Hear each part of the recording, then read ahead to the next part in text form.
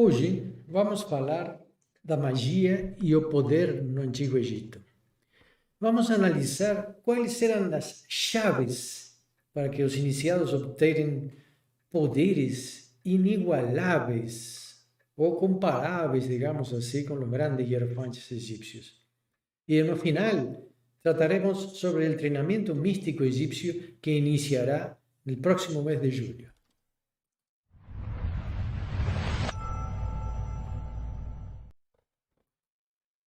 Boa noite, pessoal. Tudo Boa noite. bom? Hoje, 6 de junho de 2021. Temos um assunto bem interessante hoje, né? Esperemos que todo mundo goste e apoie. Meu nome, para quem não me conhece, é Jorge Ager. E eu sou Raquel Godoy. Queria dar boa noite para a Ieda e para a Socorro, que já estão aqui dando um oi para nós. E Aproveitar a e todos os perguntar outros. se o som está bem, está tudo Isso. certinho. Estão nos ouvindo bem, meninas? Vamos aqui, estamos esperando aqui qualquer comentário que vocês possam fazer em relação ao som, imagem, tá tudo ok? Bom, então tá. Então vamos iniciar. Muito bem. Hoje o tema é visto de outro ângulo, porque é um tema que eu já toquei em outras oportunidades. Mas temos que entender que para avaliar, digamos assim, os místicos e os magos egípcios, devemos primeiro compreender sua cultura e todo o que passa por o desenvolvimento da mente e da consciência, gerando formas de pensar muito diferentes das que nós temos. É a mesma coisa que o tarô, não? Não podemos analisar um tarô egípcio se não entendemos a cultura egípcia e o que estava representando toda a sua simbologia. Então, a verdadeira, digamos, evolução mental no Egito começou lá atrás em suas origens tribais, tá? Seus pensamentos, naquela época, digamos, 10, 12 ou 20 mil anos atrás, digamos que voavam em cima de imagens e de tudo o que via ao seu redor. Tá? Então, à noite, a mente retomava aquelas imagens, assim que o que estava fora durante o dia estava dentro durante a noite. Isso é muito importante porque eles vivenciavam o mesmo mundo, mas tanto num plano externo como interno. Por isso, em suas mentes não existia separação entre o interno e o externo, entre homem e natureza, entre dia e noite, vida e morte. Então, até hoje podemos perceber, digamos, na escrita egípcia antiga, como eles conservavam gestos de comunicação que foram criados, inclusive, antes que a palavra e a linguagem. Por esse motivo, podemos entender que para os egípcios a consciência era fundamentalmente corporal, emocional e sensitiva. Tá? Estamos falando que na escrita e no pensamento eles, digamos assim, preservavam uma época da humanidade em qual o homem actuava por impulsos. É decir, temos que entender que a mente primitiva actuava por ação e reação. Não existia aquele plano de raciocínio, de pensamento antes de actuar. Então, digamos que nesse processo, o que nós vemos é manifestações claras de impulsos, emoções, sentimentos, necessidades, instintos, intuição, que eram elementos extremamente fortes de sobrevivência. E a influência das expressões corporais na linguagem egípcia nos mostra como a mente e as decisões que tomamos até hoje podem ser influenciadas por quê? Por emoções, tá? Sentimentos, instinto, tá? Em conjunto com todos os sentidos. Então, não podemos dizer que ainda hoje que as decisões que se tomam são absolutamente isoladas, intelectuais e racionais, porque isso não é verdadeiro, apesar de que muitas pessoas acreditam ainda nisso.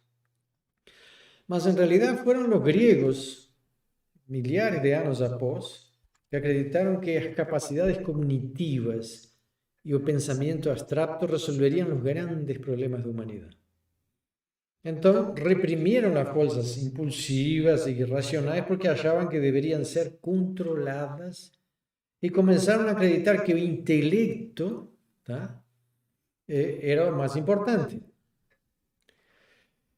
E aí, nesse pensamento, acreditaram que a razão ia trazer a paz e que isso seria o caminho da felicidade. Mas nós sabemos que isso não é tão assim. Essa ideia renasce no século XX, tá? Em algumas linhas religiosas, filosóficas e até políticas, que quiseram acreditar que a palavra, o intelecto e a razão deveriam predominar. E tentaram deixar para trás o quê? As emoções.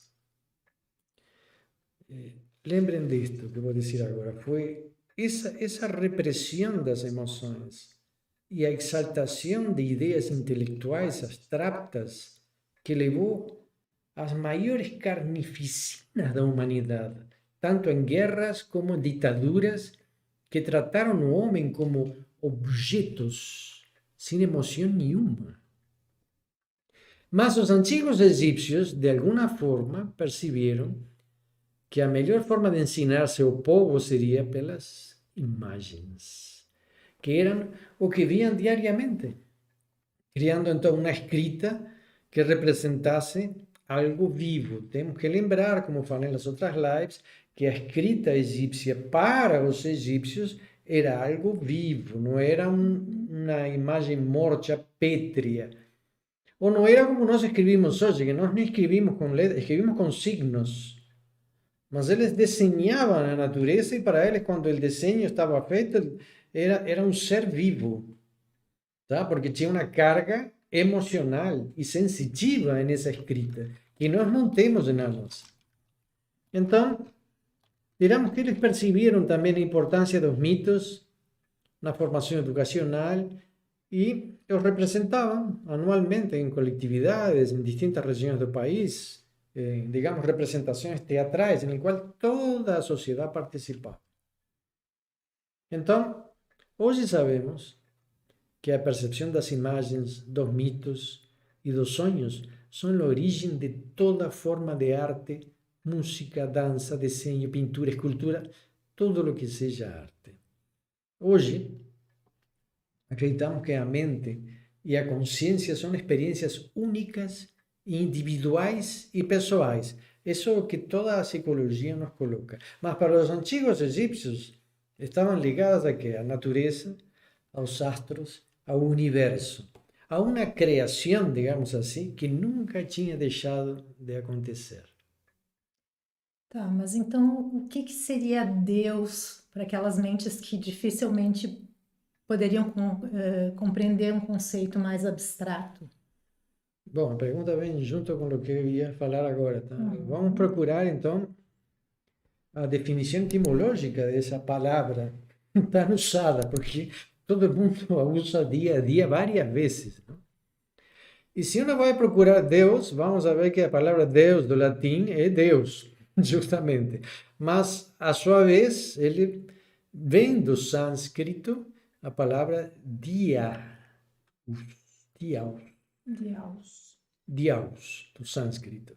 Daí também vem a palavra dia, que quer dizer luz brilhante e serena. Tá? Bonito, não? Então, claro que não é uma palavra que te defina algo intelectual ou abstrato. Mas te dá diz uma sensação. luz brilhante e serena. Então, com esta imagem que nós vamos gerar agora, vamos viajar, digamos, 50.000 anos no tempo para trás e nos deparar frente a frente com essa descrição, luz brilhante e serena, que define Deus.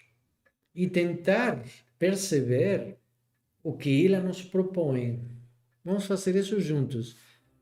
Prestem atenção. Focalizem em suas mentes. Vejam como os antigos percebiam o sol como uma força, uma luz que nos tira da escuridão.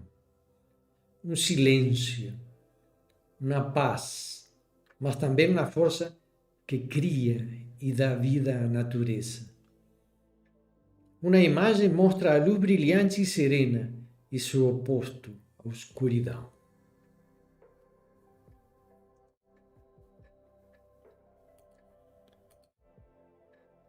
Então, voltando, esta palavra Deus, então, em culturas antigas, representa uma imagem não intelectualizada, fíjense, como falei, luz brilhante e serena. Um símbolo, fiquem vendo ainda o mar, o sol, tá? Um símbolo que nos provoca a encontrar uma resposta absolutamente pessoal, algo que só nossa mente e nossa consciência pode responder. Um Deus que só pode ser percebido por uma mente livre. E aquele Deus barbudinho. E hoje, depois de milhares de anos, o que fazemos? Transformamos o símbolo numa imagem pétrea, tá? Fácil de aceitar e seguimos, digamos, os conceitos de aqueles que querem que nós não sintamos e não pensemos. Tá? Apesar de que a própria palavra de Deus nos provoca com essa imagem de luz a nós ter uma sensação, uma percepção de Deus que não passa pelo intelecto. Então, essa imagem que nós temos em cima é o assassinato de Deus na alma humana. Mas é bonita essa imagem. Que seja uma pintura fantástica não quer dizer que não seja um crime para a alma humana livre. Assim é que nós, digamos, nossa sociedade conseguiu congelar o espírito humano de diversas maneiras. Por este motivo, quando as pessoas me falam dos néters, que seriam os deuses egípcios, e nos mostram, digamos, imagens, fica claro que ainda estão distantes de entender seu profundo significado. E menos ainda de conseguir evoluir para desenvolver, digamos, sua própria magia e os poderes que eles vieram a exercer neste mundo. Hoje, eu diria que talvez nunca teria entendido os néters, seus mitos e a magia egípcia, se não tivesse passado anos com meu mestre Mendel Ben Shmuel, conhecido como Rolando. Foi com ele que estudei durante anos e meditei muito tempo sobre a árvore da vida cabalista.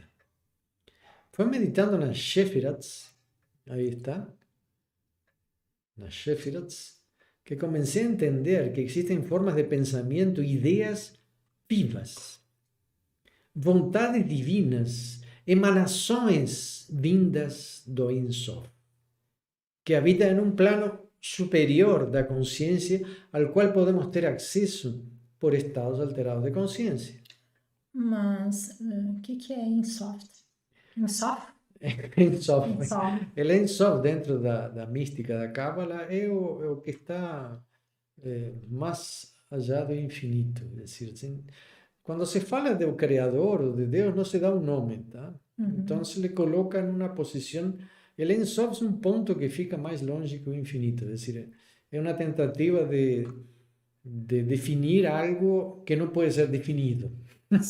O infinito, infinito. Tá?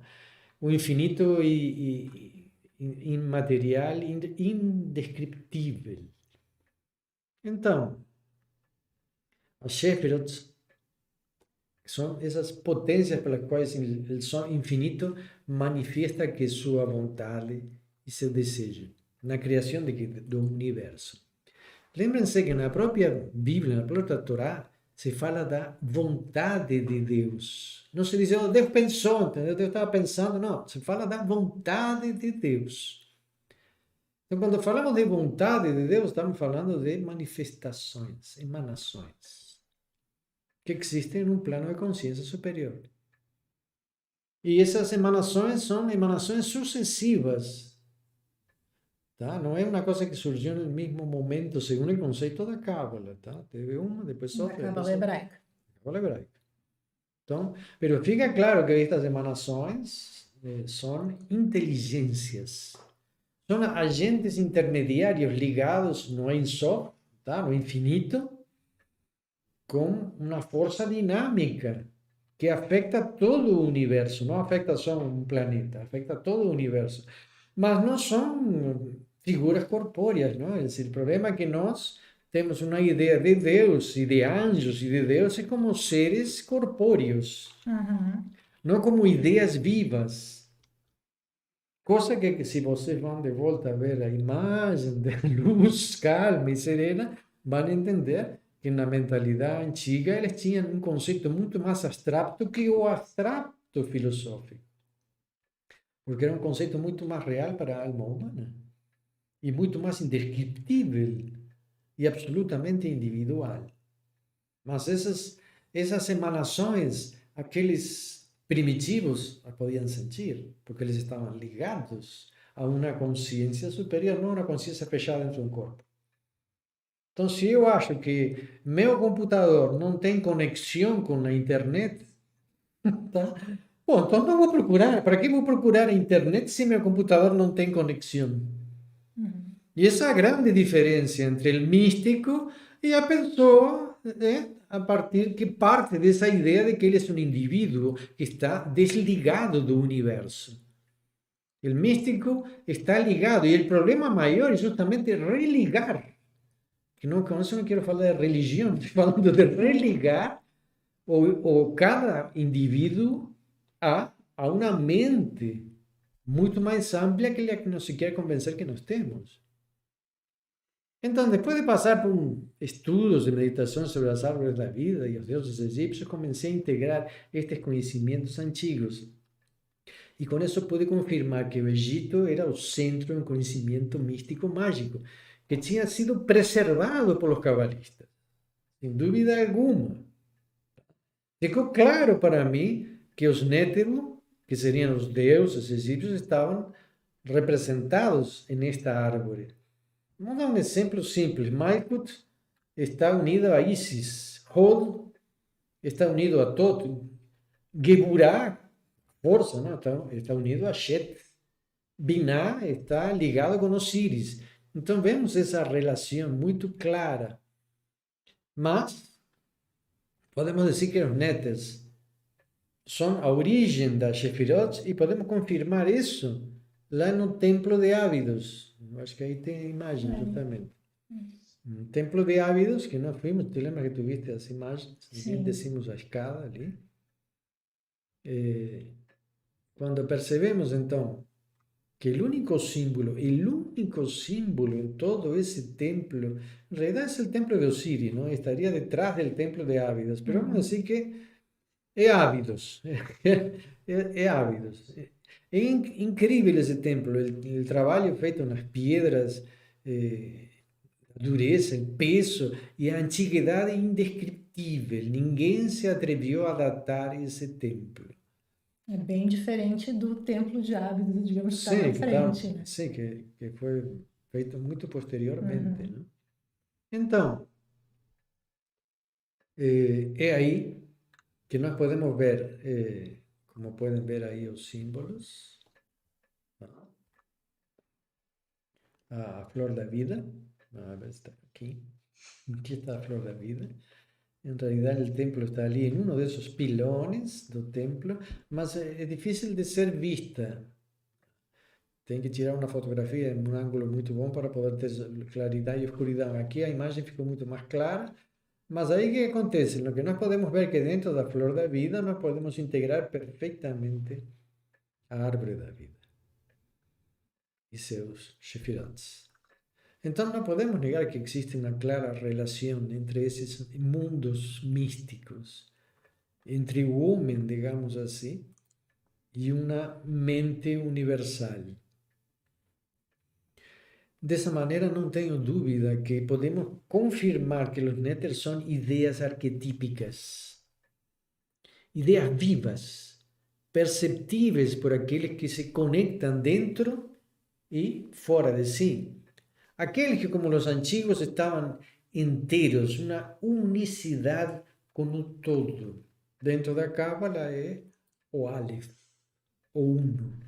É decir, ser com o tá? Com a unidade. Estar integrado, não estar mais divididos.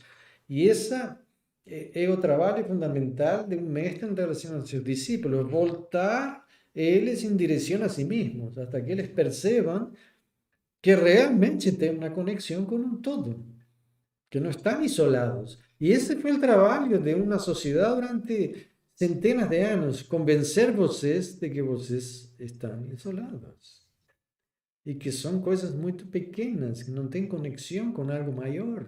Que tem gente que está mais próximo do maior e que tem gente que está muito embaixo do maior. E isso é justamente a contradição maior do processo evolutivo da sociedade e da humanidade. Essa diferenciação e essa separação de classes. Não estou falando de classes econômicas, estou falando de classes espirituais, um classismo espiritual, criando um classismo intelectual. Agora, vamos voltar a falar sobre poder e magia, digamos. Pela tradição, sabemos que por centenas de anos, os netes foram escolhendo pessoas para se manifestar. Tá? Como que escolhia? Não sei se o néter escolhia, não sei quem foi primeiro, se a galinha ou o ovo ou a galinha, pero se o néter escolhia o bruxo, digamos assim, o xamã, o feiticeiro chegava a essa concepção, mas digamos que estos antigos místicos foram preparando discípulos para a vinda dos deuses. E isso está em várias tradições, inclusive com outros mestres que eu tive contato de tradições orientais, falam a mesma coisa. Que os mestres tinham que treinar seus discípulos para eles estar preparados para receber os deuses. Com uma alimentação adequada, uma forma de caminhar, uma gesticulação adequada, uma linguagem para entendê-los. Então, teve todo um processo prévio para a recepção dos deuses. Tá? E sabemos que esses mestres do universo, vamos dizer assim, chegaram e desceram neste planeta em 7 lugares. Tá? 7 lugares sagrados, que seriam grandes montanhas, lugares desérticos, tá? Onde não teriam, então, contato com quê? Com micro-organismos. E foi nestes 7 lugares que os mestres do universo prepararam seus discípulos e a humanidade para abrir suas consciências e receber as emanações divinas dos néteres. É dizer, olha, Raquel, eu vou te ensinar como se trabalha com a internet. Tá? Tu vai conectar aqui o provedor, vai ser assim, tá? Clica aí, faz a perguntinha, tu te liga. Então, realmente teve mestres que ensinaram o homem. Tá? E a ideia era justamente que o ser humano percebiera as emanações dos néteres e desenvolvieram assim que seus poderes, valeria dizer hoje, suas capacidades criativas. E hoje, digamos que muitos homens e mulheres sentem um chamado para se unir a esses conhecimentos da tradição, que ainda hoje é transmitida por mestres e dentro de alguns templos no Oriente. Os néters, como nós botamos aí, eles evoluem em 3 níveis de manifestação místico-mágica. Digamos que internamente, eles se manifestam em centros de energia que se ligam ao sistema glandular do corpo. E por isso tem uma opção de ter um controle quase absoluto do corpo. Quando vocês percebem os néteres e se comunicam com eles têm uma relação física, biológica conosco. Então podemos ter uma série de opções de trabalhar sobre nosso corpo, nossa saúde e nosso desenvolvimento. Externamente, digamos, internamente é um centro de energia, externamente se une com a natureza, o meio social que nos rodeia, que são os amigos, a família, países, governos, o mundo em geral. E na terceira fase, no sistema solar e no universo, tá? Unido a planetas, estrelas e galáxias. São os três níveis de conexão: interno, social, natureza, universo. E nessas três conexões, digamos que algumas linguagens podem mudar, mas é o que o homem pode estar ligado, pode estar conectado. E um grande mago egípcio, digamos, um hierofante, então se formaria nesse terceiro grau de ascensão, depois que ele se comunica com todos os netas. E após de muitos anos de treinamento, entraria então nesse terceiro nível, onde obtém poderes sobre quê? Sobre a matéria e sobre os elementos. Aí sim estaríamos falando do que as pessoas entendem por magia. As pessoas têm uma ideia de magia e às vezes não entendem que no primeiro e segundo nível acontecem coisas mágicas fantásticas, mas as pessoas gostam de ver transformações mágicas. Por isso se fala, os mestres da tradição nos falam que os grandes hierofantes egípcios conseguiam, digamos assim, transformar com uma mão parte de um boi, imagina um boi morto, deitado, parte de um boi em cinzas. Tá? Conseguia que se queimasse e se desintegrasse uma parte, enquanto com a outra mão preservava a cabeça. Uma mão desintegrava o corpo e a transformava quase instantaneamente em luz e cinzas, e a outra mantinha essa parte do corpo intacto. Então, se tentássemos ver isso hoje, podemos dizer, pô, existe, isso seria uma capacidade de criar uma combustão espontânea, tá? Quem queira estudar mais, tem muita coisa na internet a esse respeito. Claro que dentro da mística e dentro do conhecimento mágico egípcio, temos uma resposta para esse fenômeno. Como esse fenômeno se produz? Como é que se pode, digamos assim, desintegrar a água, tá? Dividir os elementos da água, que é o que forma a maior parte do corpo. E isso produz uma enorme liberação de energia. Mas esse não é o tema de hoje. Também se diz, tá, que estes hierofantes não sangravam, não poderiam ser queimados, tá? Bom, e eram extremamente poderosos, ao ponto que até os próprios faraós tinham medo deles, tá? Tinham temor deles e respeito. E é claro que nesse nível de conhecimento mágico, muitos hierofantes, que eram os que dirigiam os templos, depois de chegar a um certo nível, se afastavam da sociedade. Senão, não combinavam com as imagens que a sociedade nos propõe.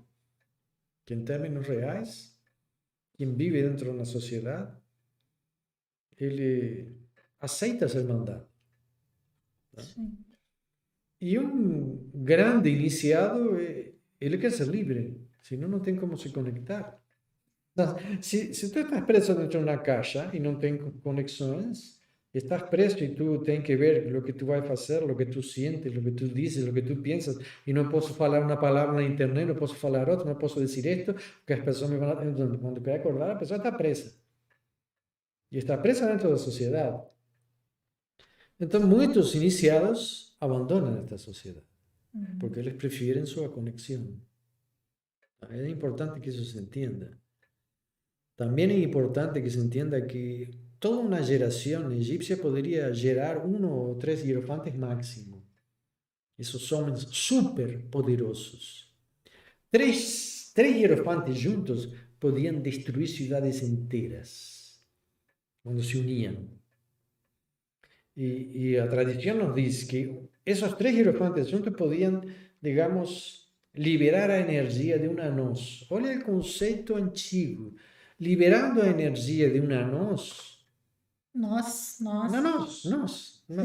De uma noz, tu liberas a energia e isso pode desintegrar uma cidade. Não precisa os elementos que se usam hoje. Tá? Bombas atômicas. Sim, é só liberar, digamos, o campo eletromagnético que mantém integradas certas moléculas. E o que haveria seria uma explosão atômica. Então está claro que os Netters deixaram um conhecimento que ainda existe e que esse conhecimento evidentemente foi se manifestando, não? É decir, a humanidade aos poucos ela vai liberando parte desse saber, até o ponto de, como falamos na aula anterior, o conceito de criação egípcio hoje se está fusionando plenamente com o que a ciência está dizendo. É decir, a ciência vai redescobrindo o que já se sabia. Então, claro que podemos comparar esses três mestres com os três anjos que aparecem na Bíblia quando vai ser destruída Sodoma e Gomorra. Mas não eram anjos. Temos umas perguntas que entram mais ou menos por aí.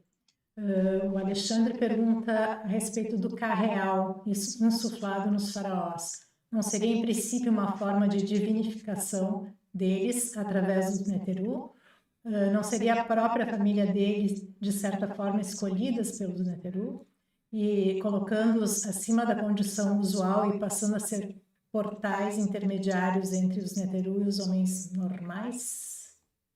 Sim, os homens normais. Bom, evidente que alguns Neters apoiavam e faziam uma escolha piramidal, uma escolha luminosa. Es decir, aquellos que tinham, digamos, capacidade, mas também foram treinados, não? Temos que pensar que a maioria dos faraós, digamos assim, foi treinado para ser faraó. E nesse processo, quem treinava um faraó era o hierofante. Então, claro que um faraó tinha que saber incorporar um Neteru, não? Então, ia aos templos, fazia os rituais, con un Neter, con otro Neter, más tinham os Neters que escolhiam, que eram os predominantes. Por exemplo, Seti. Seti teve um Neter predominante e ele o exerceu plenamente em sua arte da guerra. Então, é evidente que existiam escolhas, como hoje eu acho que existem escolhas dentro da sociedade, dentro da política, etc. Poderes. Os Netters continuam se manifestando, não é uma coisa que acontecia só no Egito, só que no Egito o nível de conexão era muito maior, tá? A conexão era plena, o cabo, digamos que tinha um faraó, o cabo de conexão era um cabo enorme, e o cabo que tem hoje é um fiozinho, entendeu? Então o nível de informação que recebe um líder é mínimo em relação ao que podia ser um faraó naquela época. Temos que ver que foi uma cultura enorme, que se desenvolveu no meio de um deserto, que transformaram um deserto em um oásis. Que pessoa, que empresário conseguiria fazer isso hoje? Tá? Com toda a sua tecnologia e conhecimento. Precisa realmente deuses que o orientem. E isso era a ideia. Os deuses vieram para orientar e fazer evoluir a humanidade. Só que, claro, teve acidentes nesse processo. Tá. Tem mais uma pergunta da Adriana. Se a mente no Antigo Egito seguia o Timo? O K. O Ti seria... O Timo. Ah, o Timo, entendi. Ti. Tá. En realidad, dentro del concepto de los egipcios, el timo no es una de las glándulas más importantes que tiene un reflexo con un néter. No quiere decir que no sea, está asociado al crecimiento, etc. Mas no está totalmente ligada a ese proceso de desenvolvimiento iniciático. E o Dagoberto quer saber de onde vieram os mestres de quem tu fala. Não, tá. Isso é importante. Os mestres vieram de diversas partes da galáxia, de diversos mundos. Então eram extraterrestres. É complicado falar disso. Não sei, estou perguntando. Acho que é o que todo mundo está querendo saber. Bom, eu sou a voz do povo aqui. Digamos que assim, vieram em diferentes lugares do planeta, diferentes espécies de extraterrestres. Eles tinham tecnologias, digamos, muito semelhantes entre eles. Ficaram no tempo suficiente para cumprir sua missão e depois a maioria foi embora. Alguns ficaram, digamos, um tempo a mais e resistiram a estimular a mente humana e a formar novos discípulos, mas isso é outra história. Isso é para outra história. Mas em termos reais, foram os deuses, foram, digamos assim, os que deram um impulso para ensinar o homem a se conectar. E de aí, claro, se enriquecer com sua capacidade criativa, evoluiu seu córtex cerebral, digamos assim, o homem começou a disparar num processo criativo que não existia antes. Deixou de comer banana e vamos construir pirâmides, não? É uma coisa inacreditável. E cada dia se descobrem, digamos assim, ciudades e atividades feitas em diversas partes do mundo que se remontam a 12.000 anos, 15.000 anos atrás, com construções impossíveis de serem feitas nessa época. Então, para mim não cabe dúvida que o que a tradição nos diz é bem claro. Os deuses chegaram ao nosso planeta, foram recebidos, treinaram grupos que formaram seus discípulos. Esses discípulos podem ter formado líderes. Não quer dizer que um iniciado tenha o interesse de ser um líder mundial, mas esses iniciados formaram líderes e lhes ensinaram as coisas básicas de como administrar e como criar uma sociedade. Então, voltando ao tema da formação do mago, percebemos que existe uma enorme importância nos mitos, e nos mitos egípcios, os mais antigos, e em sua educação, porque eles foram os que geraram, digamos, valores com os quais os próprios faraós tinham que se reger. Esses valores de Maat, os valores da justiça, eles foram preservados durante toda a história egípcia. Para dar um exemplo, vamos lembrar que quando Horus luta com Set, que foi uma luta sangrienta, tá? Assim, porque nessa luta temos que ver que Set arrancou um ou dois olhos de Horus, foi uma coisa muito maluca. E o que fez Horus? Arrasou com os testículos de Set, lo masacrou. Então foi uma luta de sangue, violência. Chegou um momento no qual realmente Set foi amarrado, tá? E foi julgado pelos deuses, e aí Horus leva Set para Amai. Porque ele esperava, digamos, que a Amai se vingasse, tá? De lo que ele fez, o que o irmão fez a seu irmão, a seu amado, X. E aí ele que faz? Ele pega o cara e solta, tá? Então, o que está acontecendo? Onde estão as emoções, a inveja, o ciúme, o ódio, a vingança? Nos mitos nós vemos o processo da formação do iniciado. Sabemos que uma das bases que qualquer iniciado tem em sua formação é que os opostos são complementares. Sabemos que existe oposição dentro e fora de nós. E não podemos nunca reprimir essa oposição, ou quebrar a oposição, ou esmagá-la. Temos que aprender a dialogar com ela, aprender a conviver com a oposição interna e externa. E esse é um processo claramente iniciático. Senão uno fica se colocando de um lado de Horus ou do lado de Set. Tá? E isso não é o real. Lo vamos a encontrar lo mesmo na árvore da vida cabalista. Es decir, Shefirats, que son fuerza, que representan violencia, que representan luta, y Shefirot, que representan misericordia, o perdón, etc. Es como nuestro universo interno y externo fue feito, no podemos reprimir. Porque cuando reprimimos, entonces cometemos un crimen con nuestra alma. Porque ella no es boa, ni ruin.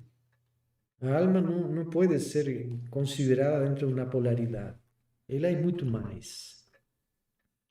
E sabemos que para criar uma civilização que sobrevivesse no deserto e pudesse crescer, se precisava também uma figura central, um sol, que ordenasse o sistema e permitisse sua evolução. Um faraó, um filho de Ra. Tá. Era uma ordem normal, mas a função dele era serviço ao povo. Isso tem que ficar bem claro. Ele não era o dono do Egito. Tá? É o mesmo que um síndico. O síndico não é o dono de um edifício, de um condomínio. Ele serve ao condomínio. A mesma coisa. Todos estamos aqui conviviendo en el mismo mundo, en el mismo universo dos Néteres. Y por momentos, no tengo como negar eso en la historia de Egipto, jogos de poder religiosos, políticos, militares, desequilibraron esa balanza, tá? Mas isso acontece quando se perde o foco dos Néteres, tá? Quando um Néter se sobrepõe. Por quê? Porque todos nós temos uma tendência maior em direção a um Néter ou a outro, e esse é um erro educacional, de formação. As pessoas não entendem que se não mantém o equilíbrio entre os Néteres, então ele não cresce. A sociedade não cresce. A humanidade não evolui quando se dá mais força a um que a outros. Todo tem que crescer junto. E um líder é o que mais tem que saber disso. Ele lidera todos, não só os que seguem Horus ou os que seguem Shet. Então, quais foram os pilares do poder no Egito? Chamamos pilares, então, digamos, as forças externas, ou que representam os Néteres, que ajudaram ao crescimento do Egito. E diria que até hoje também são quase muito semelhantes. As pessoas não entendem, mas talvez o poder religioso é até hoje o maior poder que existe, ainda hoje, na humanidade. E isso no Egito incluía todos os templos. Nós já falamos sobre a importância dos templos no Egito. Logo após temos o poder político, militar e econômico, que estavam no mesmo patamar, tá? E depois, em um terceiro degrau, temos que entender que estava a saúde, a segurança, a comunicação e a educação. Todos, em um conjunto, permitiam que a civilização egípcia construísse o maior império conhecido até hoje. Tá? Fíjense que forma a árvore da vida. Tá? Sem esses Néteres, sem essas forças, nossa sociedade não existiria dentro de um processo civilizatório. Então, os deuses não existem, os deuses estão ainda hoje dentro de nós. Na medida que nós reconhecemos essas forças, essas ideias como formas de pensamento, e vemos de onde vem, nós vamos entender, pero este pensamento é meu ou é de um Néter? Opa, então esta polaridade que estou sentindo dentro de mim, que estou apoiando Horus ou apoiando Shet, isso é meu ou são os Néters dentro de mim? Então, o iniciado vai evoluindo até ele se dar conta de sua essência, do que ele é e qual é sua função neste mundo. Os Néters são as grandes ferramentas para nós construir a humanidade e fazer evoluir a civilização. Então, o discípulo, seguindo as doutrinas, estudos e práticas egípcias, vai despertando as qualidades desses Néters em seu corpo, na sociedade, no universo, nessa relação contínua. Quando este caminho, digamos, é trilhado, o iniciado consegue se transformar em quê? Num recau. É uma palavra muito usada no Egito e quer dizer magia. Recau é um nó mágico, que une o que está em cima com o que está embaixo. E só assim percebemos que realmente somos seres humanos e divinos. Bom, pessoal, nós estamos formando, para quem não sabe, um segundo grupo de estudos no mês de julho, agora, onde treinamos para receber esses Néteros dentro de nós e para estimular os centros de energia onde eles se manifestam.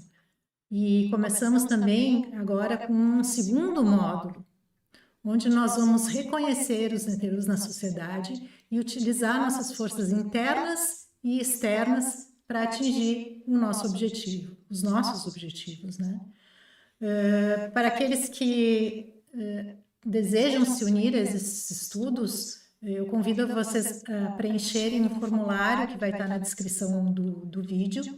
E todas as pessoas que preencherem esse formulário vão ser convidados a uma entrevista individual com o mestre, que quer conhecer cada um dos que vão integrar esses novos grupos.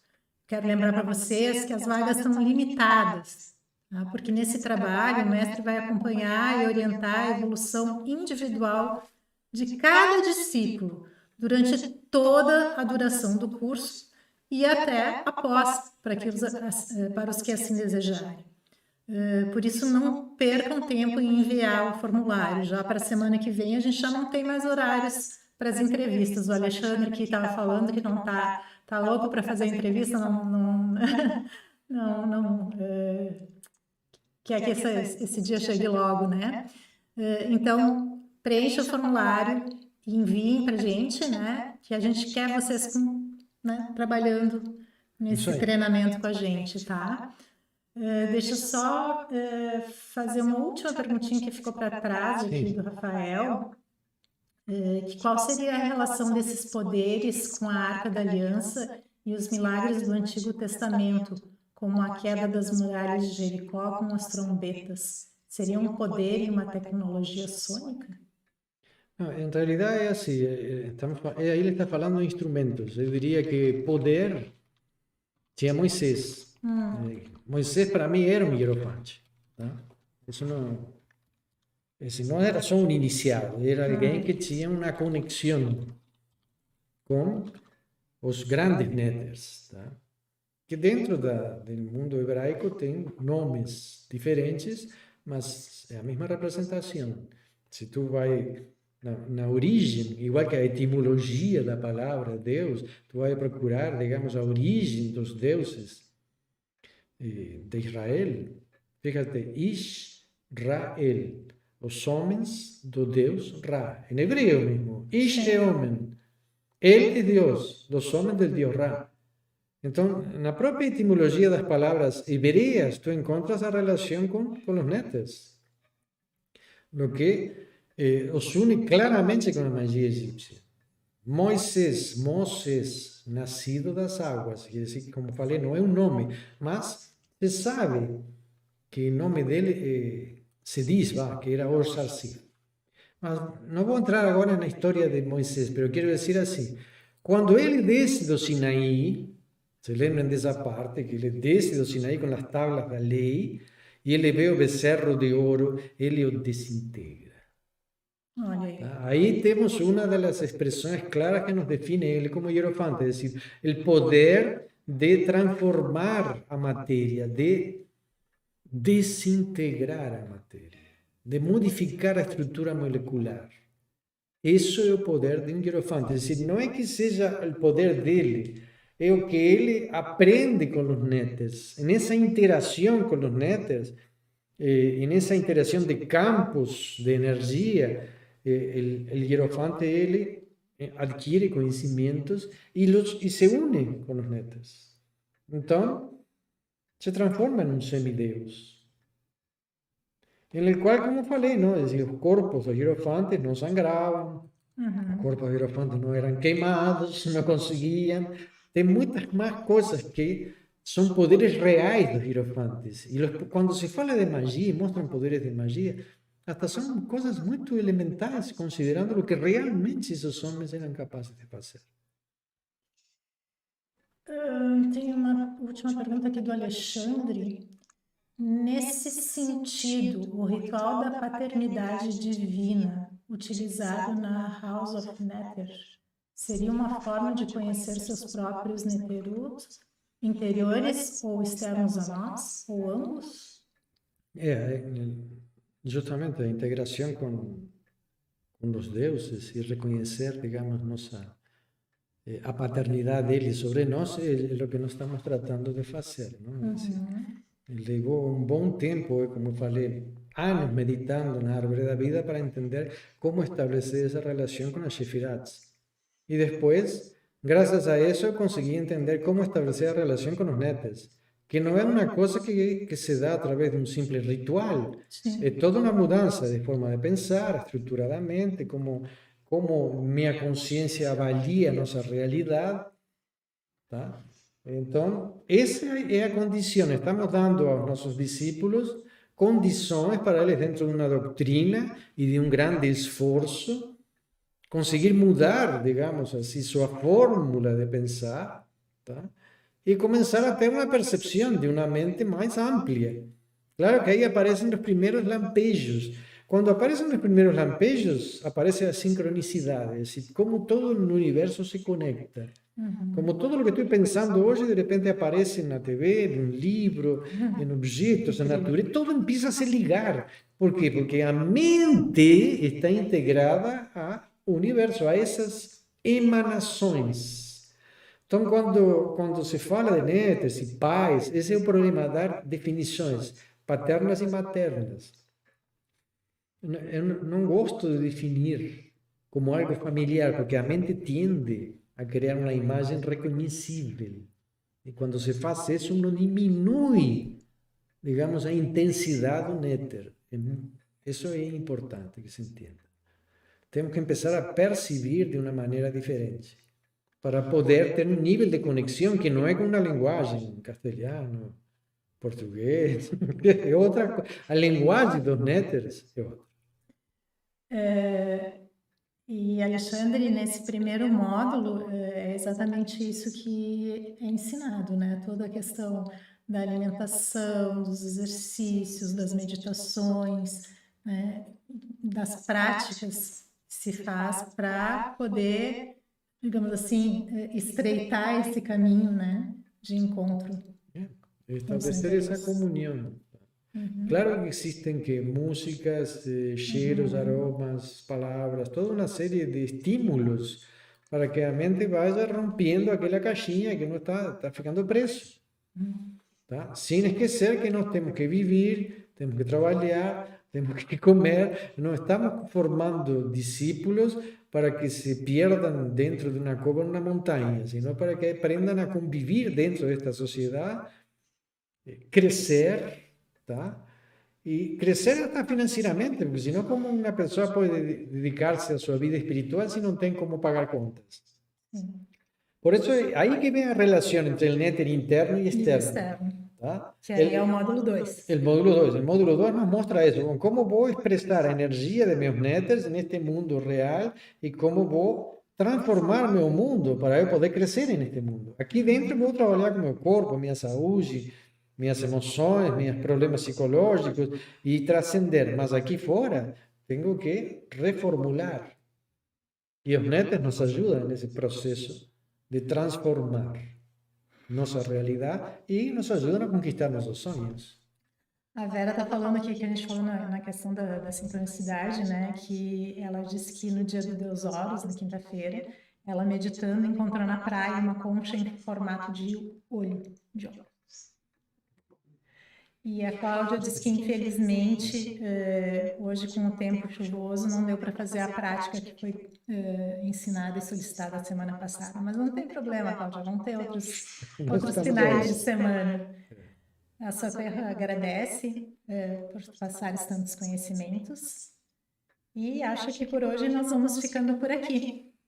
Vamos agradecer a presença de todos vocês, pedirem para vocês deixarem um like ali se vocês gostaram, compartilhar esse vídeo e o canal nas suas redes sociais, com seus amigos, né? E espero que todos vocês participem do treinamento místico com a gente. Lembrando, então, que vai ser, as aulas vão iniciar no início de julho, mas vocês têm que preencher aquele formuláriozinho que está, o link ali na descrição do vídeo, e mandar para a gente poder agendar a entrevista com o mestre. Ok, pessoal? Beijão para todos, abração, se cuidem, hein? Não vamos relaxar aí nos cuidados. Tchau, tchau, tudo de bom.